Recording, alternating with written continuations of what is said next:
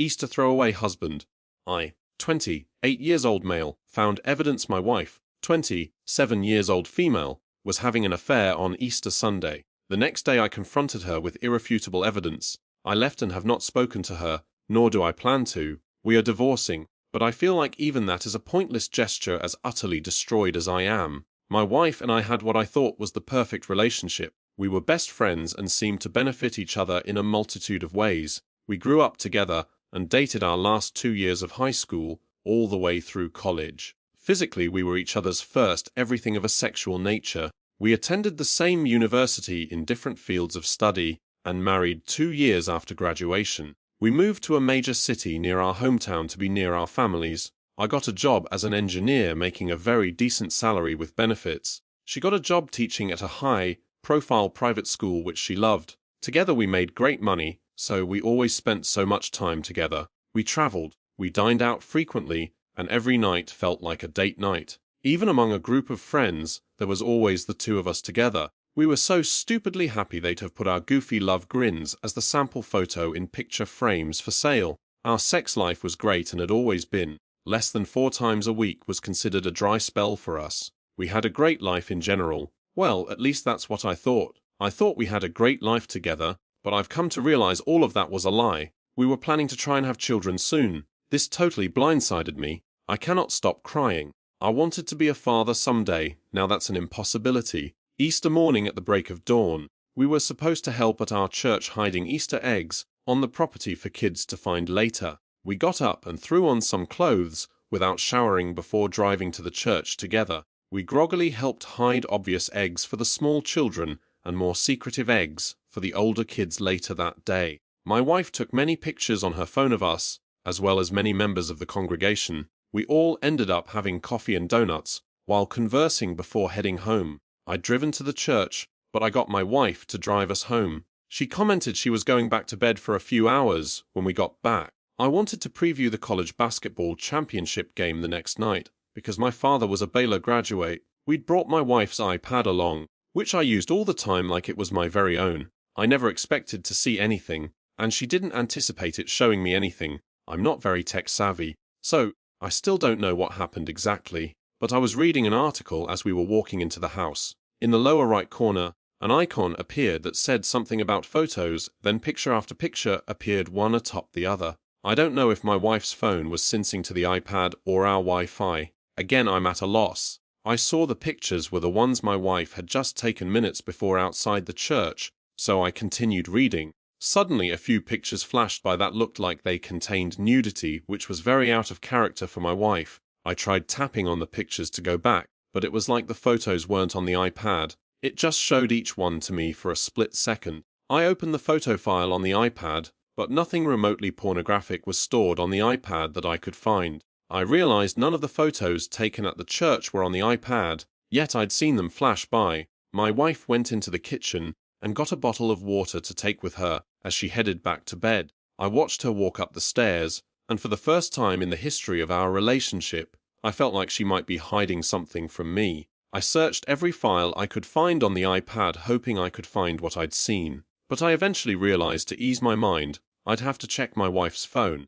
I walked upstairs and found her sleeping soundly in our bed. I grabbed her phone off of the charger and took it into our bathroom. We'd never had an open or closed phone policy. We just used each other's devices at will with nothing to hide. So, discovering her passcode had been changed made my heart nearly stop. I tried it again and again at different speeds. No doubt it had been changed. My eyes welled up with tears just knowing my wife was probably hiding something from me. It was a sign that there was something unknown to me that I truly needed to know. I walked back in the bedroom and placed her phone back in the charger. Part of me wanted to believe I was crazy, or that I just thought I saw something risque, but my mind was playing tricks on me. I had actually imagined discovering what I saw was nothing carnal and laughing about what I thought it actually was. But the passcode got me. I tried acting as normally as possible. She knew me better than anyone, so keeping all emotions welled up while at the same time being sneaky was difficult. But late that afternoon, when she was in the kitchen, I heard her text alert. I popped around the corner just in time to see her enter a brand new code. So I knew I wasn't losing my mind completely. Later that night after she'd gone to bed, I again took her phone into the bathroom. I entered the new code and opened her photos file. To my surprise, nothing close to a photo containing nudity was anywhere to be found. I even found the photos she'd taken at the church that morning. Nothing pornographic was among them. I was just about to close the app when I decided to look for deleted photos. To my surprise, I found 2 photos of my wife nude and partially nude, along with a naked shot of some guy other than me. I quickly sent all 3 pics to my own phone, then deleted that text as well as the photos. I placed my wife's phone back in the holder, walked to the downstairs restroom to make less noise and vomited like I'd been given ipecac. I'd never seen either picture of my wife before. She didn't do that sort of thing, and I didn't really desire it. I could always have her to myself soon enough given the next opportunity, and I already knew how beautiful she was naked. We just felt like photos like that could always come back to haunt people. She and I were too united as one. We had no need to share our intimacy with the world. Or so I thought. I sure didn't know who the guy was in the picture. I looked at it and felt anger, even having no idea who he was or if my wife knew him in any way. After I stopped hurling my guts up, I laid in the floor and cried like a little child. I had never cried harder in my life, but I just knew something was wrong. I could feel it. I got a few hours of sleep next to my wife before I had to get up to go to work. Every project I was working on got put on hold as I researched how to recover texts from a phone. As it turns out, since the plan we had was in my name through my employer, I could access every message and pic sent via text. Long story short, I recovered raunchy messages, selfies, and yes, even pics and video together, all there. I could say I went and vomited again, but it was dry hiving. I'd gotten rid of the last thing I could throw up at 2 in the morning. I went down to my car and cried so hard I thought my eyes would bleed. I couldn't imagine the nightmare I was living was real, but I knew instantly everything with my wife, my best friend, was over, and every dream I had was gone. I yelled primal screams of rage. I was thankful she wasn't there at my moment of discovery. I didn't know what I was capable of, and I didn't want her to see me like that. I couldn't think what to do, where to go, who to call. I was just in shock, and the person I would have turned to at a time like that was the very person who had destroyed me. I stopped crying and just sat there in a complete daze, unsure what to do, but certain I didn't want to do anything. I knew what had started off as an unproductive morning was certain to be an unproductive day. I went back inside, met with each team member on the company project we were doing, then left work. I didn't even want to look at my wife, so I certainly wasn't going to go by her school to confront her. I just drove around for hours in shock. I went from tears to rage and back again. The evidence was overwhelming and undeniable. I thought of emailing her, and both our families, all the information I'd found, and then driving my car off a ravine. I truly didn't want to continue living, and I certainly didn't want to deal with the confrontation to end our marriage once and for all. My wife usually got home a few hours from work before I did, so I parked down the street from her school to see where she went when she got off from work. I had it in my mind from what I'd found she'd probably head to her lover's house for a quickie after work, but she left and went straight home, oblivious I was following her most of the way. I'd printed out pages and pages of texts and pictures at work to show her what I knew. I anticipated confronting her and her denying anything until I showed her proof leading to much conversation and fighting. I didn't want that. I didn't want to ever lay eyes on her again, talk to her, or be in her presence ever again. Those pictures in particular ended all love I ever had for her in an instant. In fact, in the course of a day, I went from loving her more than I knew it possible for a human to love to hating her with every fiber of my being. How she could do to me what she did was mind-boggling. We were done the second she cheated. I was just the last to get the memo. My mind was all over the place. I just wanted to go into the house, pack a bag and leave without seeing her or saying a word if possible. When I walked in the front door, she was sitting on the couch texting. She may have been texting her mom, her sister, most anyone, but I knew she wasn't texting me. And that day, I'd learned the odds were high she was busy doing more things that could cause me more pain. She smiled and noted that I was home from work early. I didn't say a word to her. I just walked down the hall into our bedroom. I got a suitcase out of the closet and began packing clothes for the work week for my stay in a hotel room. She came into the bedroom, saw me packing and asked if I had to go on a sudden business trip. I stopped what I was doing, looked directly at her with a stare of absolute loathing, then continued packing. She walked up to me, asked me what was wrong, and placed her hand on my back. I recoiled from her touch like I'd just had some dead animal carcass filled with maggots touch me. I turned and yelled at her loudly to never touch me again before pushing her away. When she tried to ask what was wrong, I called her a disease-filled whore that deserved to have a fiery hot poker inserted into her privates to keep her from procreating. She had the audacity to look shocked and hurt. That's when I pulled out the stack of papers I'd copied, threw them onto the bed, closed my suitcase, and began to leave. She sat down to look at the papers. Before I got down the hall, I heard her scream no before breaking down in tears and running to catch me. I made it to work the next day. Everyone asked how I was feeling, since they all thought I left due to being ill. I told them I still felt a bit under the weather and said I'd be working in my office all day just in case what I had was contagious. I called my boss and asked him for a good time to meet in my office. 15 minutes later, he was sitting across from me. I'm sure he was there to get an update on the project my team was working on. When I explained the previous day, I'd discovered my wife had been cheating. He seemed almost as shocked as I was. I didn't begin to mention I'd soon be looking for another job out of state, but I did convey there was no chance of reconciliation, and as far as I was concerned, my wife was dead to me. It was all I could do to maintain composure and not cry, but I explained to my boss that I planned to dive into my work to distract me from my personal life.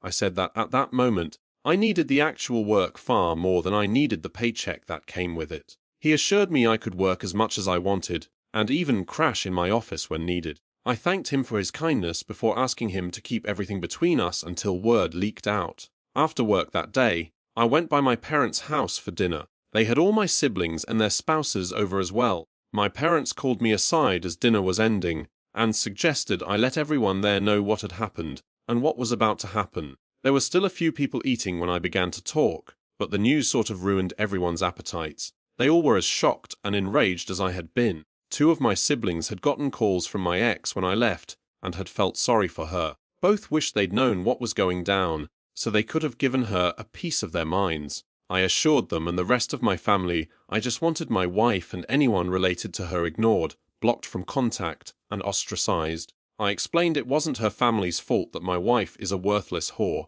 and my wife had proved she was unworthy of any attention, positive or negative, sent her way. I then explained I would be looking for a new job in another state over the coming weeks. Some family members were angered. They weren't mad at me for feeling that was what I needed to do. They were mad that my wife sinned, and I was being punished by being removed from those that love and care about me. It didn't seem even remotely fair, I agreed. But the chances of getting every human related to her to leave the state out of shame wasn't happening. The next day I met with my lawyer for the first time. We live in an at-fault state, so the stack of papers proving infidelity was a welcome sight to her.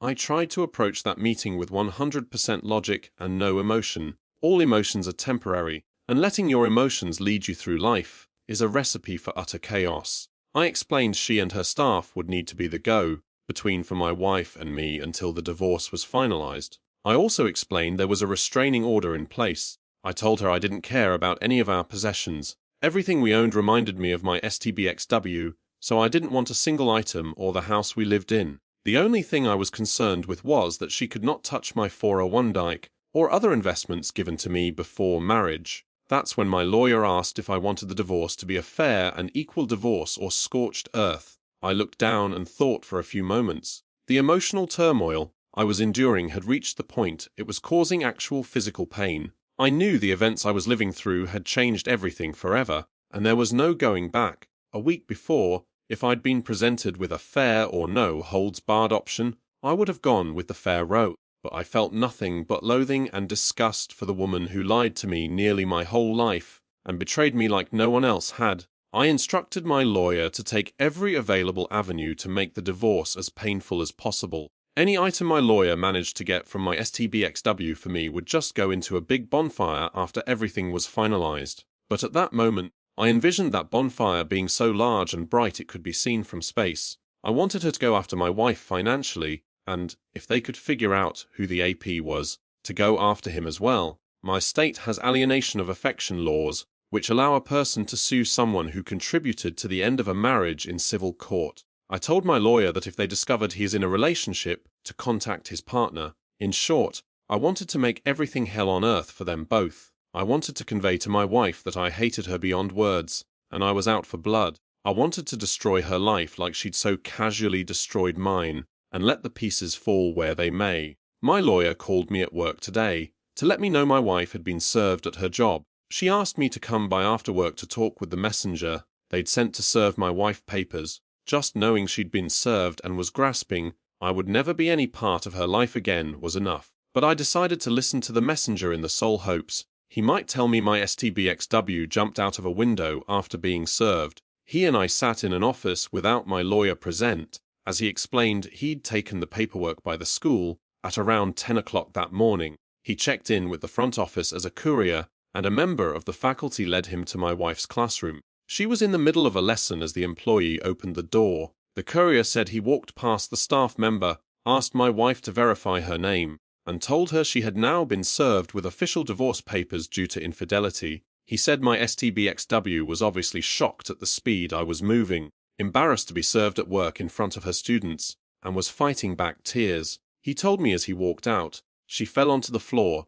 and began sobbing uncontrollably. That was all good to hear, and I was glad she'd gotten the paperwork. Honestly, I'm not even sure why I'm writing this out. It's been a bit cathartic, but I don't need advice. Well, at least I don't think so. As stated, I have everything planned out and the divorce is in motion and will take place. I just hurt so bad, and I'm truly struggling to find a reason to carry on. I don't want to. I'm not suicidal. There is no part of me that wants to die. I want my life back. And that is an impossibility. There can be no new life in my future with someone else. She destroyed something pure and beautiful one can only attain once in a given lifetime. And despite her tears, she didn't even care. She took what we had and turned it to ashes with her infidelity. I'm struggling to envision my life totally alone until the day I die, and I don't want to go on. I hate myself for ever giving her a minute of my time, much the less years of my life. I feel like my entire life has been and will be a wasted life. Sure, I have a career and the capacity to move on,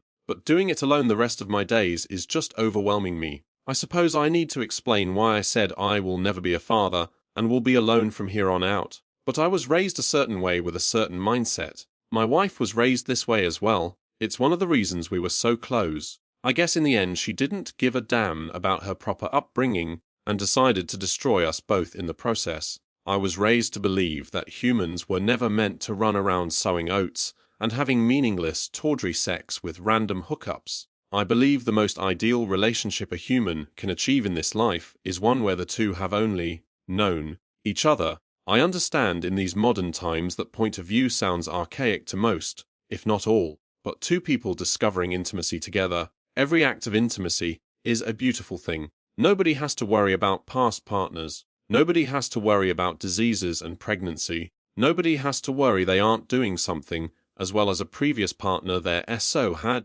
because there were no other partners. You learn together. You grow together. Instead of living a life that would remove any possibility of STDs, unwanted pregnancy, paternity fraud etc., our world has made ways to correct those mistakes instead of having to face the consequences of foolish people. Two become one, and nothing can come between them, or that's what I was led to believe. That is the way romantic relationships were meant to be, but humanity has run away from that mindset. That's what my wife claimed to believe to me more times than I could count. I couldn't begin to tell how many times my wife claimed to be grateful we lived our lives the way we did. She said she cherished the fact that we could know each other in a way few people can anymore. I guess that was all bullshit lies. But it doesn't even matter anymore. Because of that mindset there can never be reconciliation, and there is no way I could ever view her as attractive after seeing what she was doing behind my back. 1,000 gallons of bleach and a pressure washer couldn't remove the diseased infidelity filth she subjected me to. I view her as defiled, diseased, and dirty. A week ago, I could just think about my wife and get aroused. Now she could lay before me naked and ready, and my reaction would be to spit on her in disgust before again vomiting. And as I have known someone else, I can never have that bond with another human. I couldn't date a virgin even if I wanted to because, due to my relationship with my wife, I couldn't be what that hypothetical virgin deserves. I'm sure I will get some hate from various progressive readers who view sex as something to do with random people for fun and list sex as a hobby on their Facebook page. That's all fine and smurfy. Opinions differ, and I know my viewpoint is far from standard anymore, but one man and one woman is the way it has always been supposed to be. My wife turned out to be a lecherous Jezebel cum dumpster, so that's my loss and my own stupidity for choosing so poorly. I just don't think it's fair that I didn't commit the sin, but I'm the one who has to endure the hell of life, the rest of my days, totally alone. Those private messaging me with harsh messages about the words, one man and one woman, being homophobic, it was not meant that way. I meant it to mean, two people, and regardless of gender I do feel like two people in one lifelong bond is best, and I am standing by that. I am not editing it after the fact now that it has been posted, so save your time messaging me trying to claim I am anti-gay. What any two people do in the privacy of their own company is their business, and certainly none of mine. I cannot stress enough, I do not care about anyone's sex life, straight, gay, whatever. I do not care. It is a major reason I do not want to know any more specifics about my wife's affair. Luke 16:18. Anyone who divorces his wife and marries another woman commits adultery, and the man who marries a divorced woman commits adultery. I had been doing a good job focusing solely on work the last few days. I had made massive amounts of progress on the company project, since all my time had been spent in my office. It seems stupid to pay for a motel bed when my office has a comfortable couch. I woke up this morning with every intention of getting further ahead on the project, as well as begin my job search in other states. But when I sat down in my desk chair and saw the date on my computer, I had a realization that brought me to tears. Now I am done. This is my wife's birthday. Obviously I had zero plans to send her any well wishes, but it made me consider something I had not. That date will always belong to her, at least in my mind. It was bad enough thinking about upcoming holidays making me flash back to happier times when I had someone. I think I could always ignore those days and just work, but today's date will always bring her to mind. No matter what I do or where I go, I cannot get away from that. Moving away and avoiding her does not really remove her from my life, because she was my life. I want to erase every memory of her in my mind. I want to forget I ever knew her. What were cherished memories just 1 week ago are now nothing but bitter memories of lies and deception. I cannot endure that. I just cannot. It is amazing how quickly life can just flip the script on you and destroy your entire world overnight. Obviously from the comments I got, many loathe me, my views, my beliefs. I am honestly fine with that. I am honestly not usually one to use language and terms I used in my post. I just felt her actions said much harsher things to me than any words I could say to my wife ever could. But when things end, they end, much like life. Sure, I could seek out help to try and convince myself this all has not been as bad as it seemed. But my grandpa taught me not to blow smoke up anyone's ass, especially my own. So it is done, and so am I. This obviously is not the time or manner I envisioned it ending, but sometimes this life can be too cruel to continue. God bless you each and every one. May you know peace in this life. I would not wish love upon anyone, even my worst enemy.